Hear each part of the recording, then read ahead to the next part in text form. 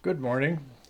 It's Brian Weir coming to you once again from Wild Rose Country with another story of Christmas taken from the book The Wonder of Christmas by Derek Johnson.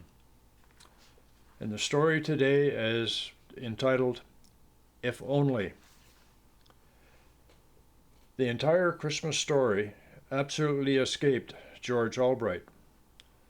The whole God born in a manger thing was beyond him, or maybe it was just too simple for him to grasp, at least until last Christmas Eve when the snow began to fall.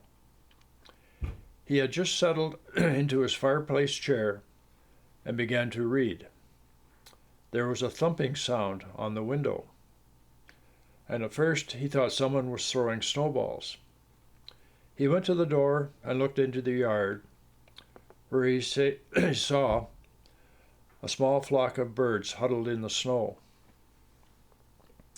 They had been caught in the storm and then desperately tried to find shelter by flying through the large living room window.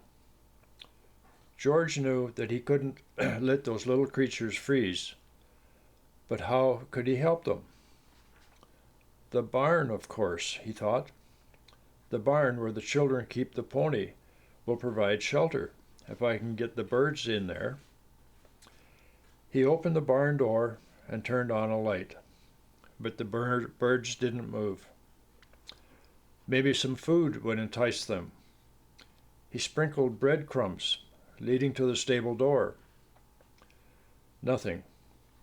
He tried to catch them and shoo them in. The birds went everywhere except into the barn. They were afraid of him. I want them to trust me. How can I convince them I only want to help? But every move he made tended to frighten them more. They would not follow or be pushed.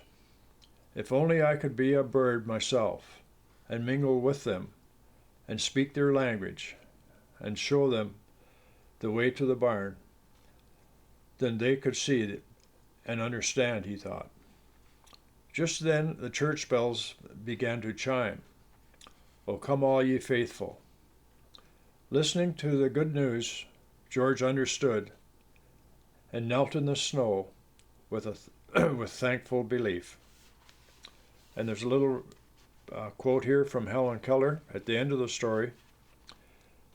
"The only blind person at Christmas time is he who has not Christmas in his heart." And that's your little Christmas story for today.